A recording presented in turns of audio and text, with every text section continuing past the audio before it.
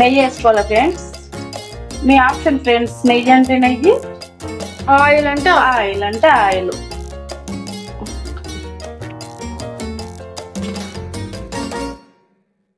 కొంచెం నూనె వేడెక్కాక ఉల్లిపాయలు వేసుకోవాలి ఫ్రెండ్స్. నెయ్యి వేసుకుంటే ఉల్లిపాయలు ఒక 10 minutes అయితే రెడ్గా అయిపోద్ది. ఇప్పుడు మటన్ యాడ్ చేసుకుందాం ఫ్రెండ్స్. మేము మటన్ బిర్యానీ చేస్తున్నాం. ఒకసారి తీసుకొని కలిపేసుకోవాలి. ఉల్లిపాయలు బాగా ఎర్రగా అయ్యేదాకా కలిపేసుకోవాలి. నెయ్యి వేసాం కదా ఫ్రెండ్స్, ఫాస్ట్ ఉడికిపోతుంది. ఒకసారి కలుపుకొని వదిలేసుకుందాం ఫ్రెండ్స్. ఫ్రై నార్మల్ రెడ్ అయినా మీకు ఎక్కువ కావాలంటే ఇప్పుడు మటన్ యాడ్ చేసుకుంటాం ఫ్రెండ్స్. మటన్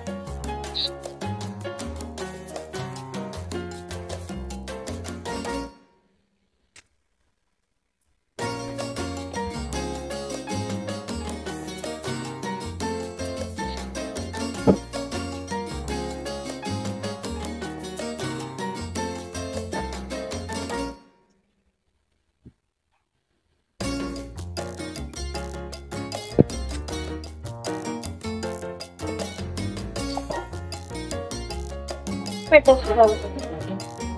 అన్నం ఉడికేసి కొంచెం ఉడికేసిన తర్వాత కిందికి దింపేయచ్చు. ఎలా ఉంది?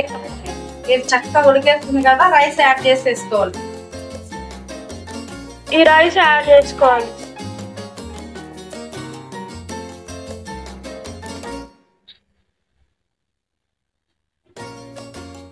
అండి లాస్ట్ కొన్ని పాలు యాడ్ చేసుకుందామండి టేస్ట్కు. మీ ఇష్టం, మీ ఆప్షన్ అది. యాడ్ చేసుకోవచ్చు లేకపోతే లేదు. కొత్తిమీర మంచిగా గార్నిష్ చేసేసుకొని క్యాప్ పెట్టేసుకోవడమే. కొంచెం మీకెంచి నెయ్యి యాడ్ చేసుకుందాం ఫ్రెండ్స్.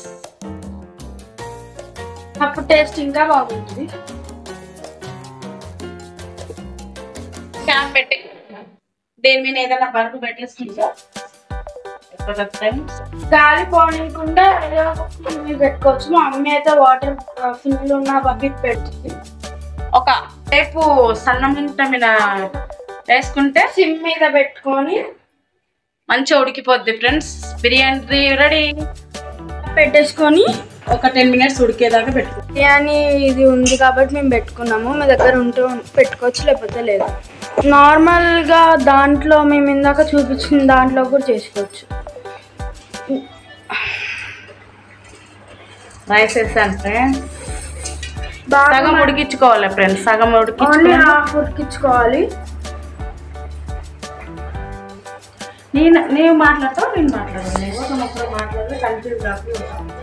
తర్టీ మా మమ్మీ మటన్ని మ్యారినేట్ చేసి పెట్టేసింది. కొత్తిమీర, పుదీనా కొద్దిగా వేసుకోవాలి ఫ్రెండ్స్. అట్లే ఒక 3 బిర్యానీ ఆకులు. ఓకే, ఇప్పుడు క్యాప్ పెట్టేసుకోవాలి ఫ్రెండ్స్. కొద్దిగా సాల్ట్ వేసుకోవాలి ఫ్రెండ్స్. అన్నం క్రిస్టల్ సాల్ట్.